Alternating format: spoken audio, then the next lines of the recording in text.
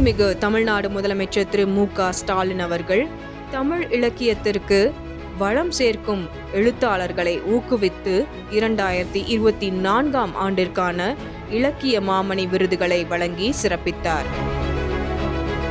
44 அரசு தொழில்நுட்ப கல்லூரிகளை திறன்மிகு மையங்களாக மேம்படுத்திடும் வகையில் டாடா டெக்னாலஜி லிமிடெட் நிறுவனத்துடன் புரிந்துணர்வு ஒப்பந்தம் மேற்கொண்டு 190 உதவி பேராசிரியர்கள், 12 உதவி நூலகர்கள் மற்றும் 11 உதவி இயக்குநர்கள் பணியிடங்களுக்கு தேர்வு செய்யப்பட்டவர்களுக்கு பணி நியமன ஆணைகளை வழங்கினார்.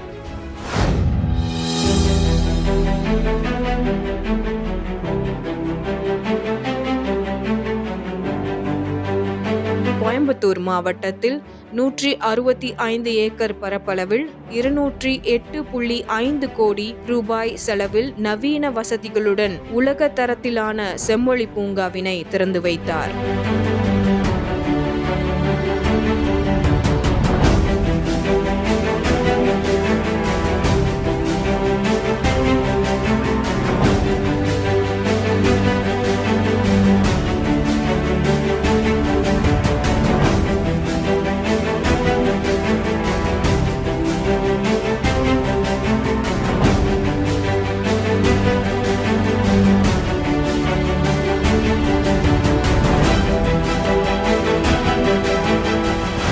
ரைசிங் முதலீட்டாளர்கள் மாநாடு 2025 நிகழ்ச்சியில் 1,709 பேருக்கு வேலைவாய்ப்பு அளிக்கும் வகையில் ரூபாய் 48,844 கோடி ரூபாய் மதிப்பீட்டில் 158 தொழில் நிறுவனங்களுடன் புரிந்துணர்வு ஒப்பந்தங்கள் மேற்கொள்ளப்பட்டது.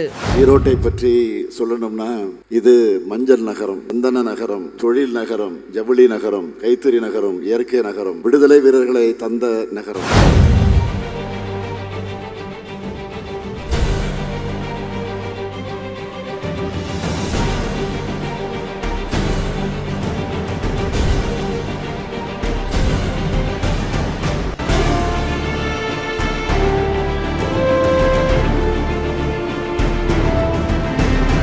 மேலும் ஈரோடு மாவட்டத்தில் ரூபாய் 605 கோடியில் முடிவுற்ற திட்டப் பணிகளை திறந்து வைத்தும் புதிய பணிகளுக்கு அடிக்கல் நாட்டியும் அரசு நலத்திட்ட உதவிகளை வழங்கினார் மாண்புமிகு முதலமைச்சர் அவர்கள்.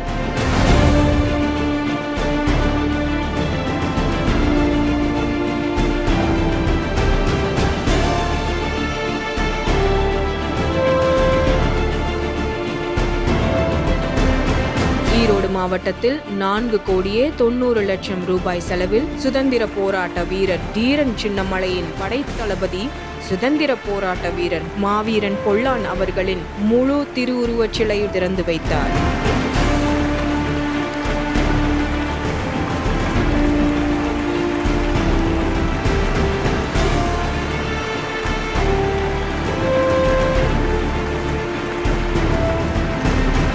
மேலும் சுதந்திர போராட்ட வீரர் தீரன் சின்னமலையின் திருவுருவ படத்திற்கு மலர் தூவி மரியாதை செலுத்தினார்.